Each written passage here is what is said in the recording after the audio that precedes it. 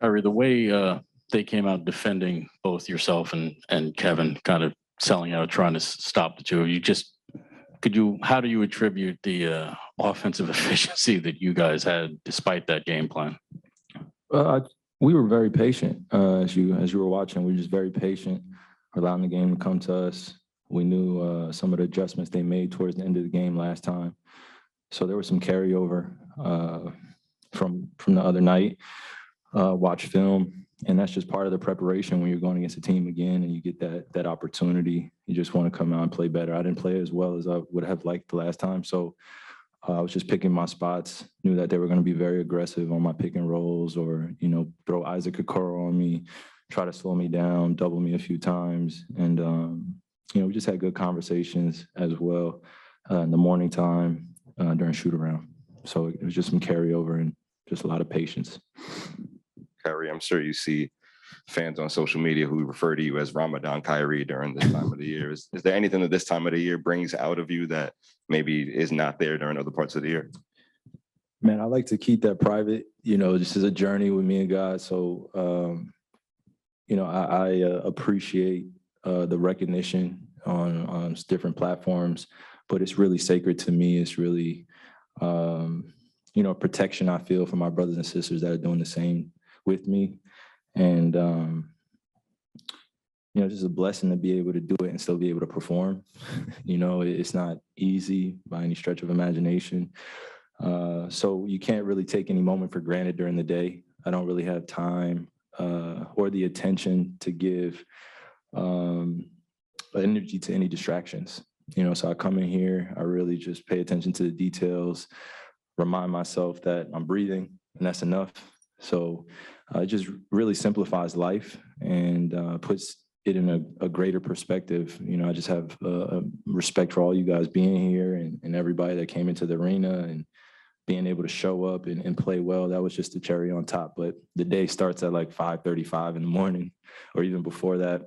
And, you can't really think about being hungry or anything like that. And it's just a fun journey. I'm enjoying it. And again, I'm not alone in this, and I'm grateful to know that. We'd have no shot at that. There were such expectations for this team going into the season. The personnel changed, the place in the standings changed. Can you guys still be what everyone thought you were going to be? That is, that hasn't been written yet. So we just got to take it one day at a time. I don't want to be too cliche up here. But we definitely wanted to get this one tonight to start us off on this journey in the playoffs. We have Boston. I'm grateful to play against one of the top teams in the Eastern Conference that have been playing well all year. It's another challenge for us, another test.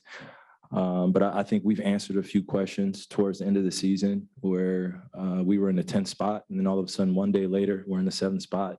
And we had the opportunity to win some games in a row and put us in position as we are today. So I don't want to take any of those ups or downs for granted. It got us to be where we are here today. A lot of changes have happened over the last few months. And now it's time to just really focus in on what the goal is, and that's to be in that winner circle in the next 2 months or so and keep playing until June. Kyrie, while you're on the topic of the Celtics, what do you think is the biggest key in slowing them down in this series?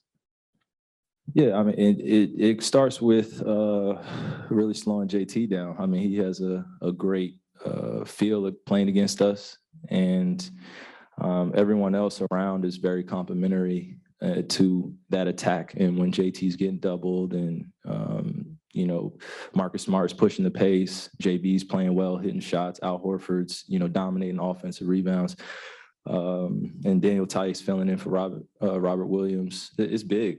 So it's going to be a great test, as I said. And, I know that team very well, and they know us very well. And it'll be a back and forth. And once you throw that ball in the air, you're going to really see some spectacular basketball, and I'm just looking forward to it. And as far as tonight goes, what's it like to be that far into a perfect game shooting?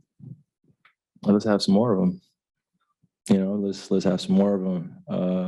I was really putting a lot of pressure on myself towards the end of the season. I had some games where I shot 32 times, or I had a game I shot 32 times, 26 times, 22 times. And I felt like I was right there knocking on the door of just being very efficient and what I'm used to doing.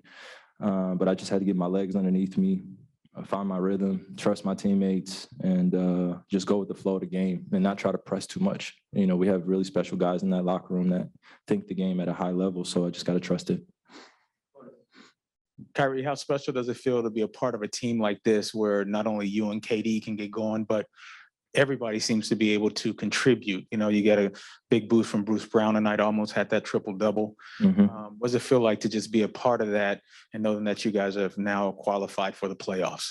It feels incredible. You know, again, I don't want to take it for granted when we have moments like this where we're clicking on almost all cylinders. And when you have guys that are scoring over 15 points, we have 4 guys score over 15 points tonight. Seth didn't necessarily have the game he wanted, but he was very efficient on defensive end, and we needed his presence out there. He created a lot of space for us. But when you have, you know, most of the starters scoring over 15 and just the ball's hopping, we're executing very well, and we're trusting one another. And as you saw down the stretch or in the fourth quarter, we just knew some of their rotations, and we were just making the easy pass, just simplifying the game. When we get into those one-on-one matchups and, you know, me and Kay start shooting a bunch of attempts and we try to go and be special, those are going to be moments that are going to come. But when we're able to do it efficiently and everybody's touching the pumpkin or touching the ball, the energy feels better. Kyrie, Kevin, he's always been a great passer, but it seems like the last couple of nights, you know, he's really put up big numbers assist-wise. What kind of an element does that bring to your offense when he's finding people like that? Well, I don't know a lot of 7-footers that are doing what he's doing with the ball in his hands as a playmaker as often as he is. And as when he sits up here and he's talking, you know, sometimes it's hard to really put yourself in his shoes and imagine what he sees out there, you know, and he's seeing above the defense. He's able to make shots, but when he's passing the ball like that, it just brings our level up. And when you have a guy that's willing to sacrifice himself to get other guys shots and do it consistently and really hold everyone accountable. And you see him, he really comes to the huddle and he's like, hey, look, they're doubling me. I'm gonna give the ball up, just make plays. It just gives everybody confidence around him. So he's a special player, as we say it all the time, but when he's thinking the game like that, PG from PG County, he does his thing, man. It's fun to watch and fun to be a part of. Kyrie, defensively, you guys were much improved. I mean, 43 points in the first half, but at the same time, they hung around really till the end. Just what do you think was improved on that side for you guys, and just what made them tough to put away? It's desperation basketball. Anything can happen down the stretch. It's a must win for both of us. It was a must win for both of us. So that was to be expected. We just didn't want to let them get too close. I had 4 fouls for a while, and then I had 5, so they were pretty much going at me.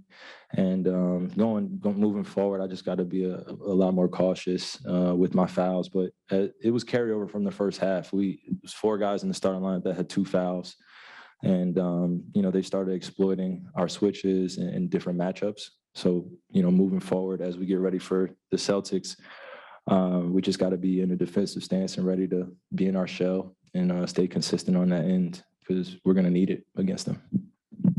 All right, guys.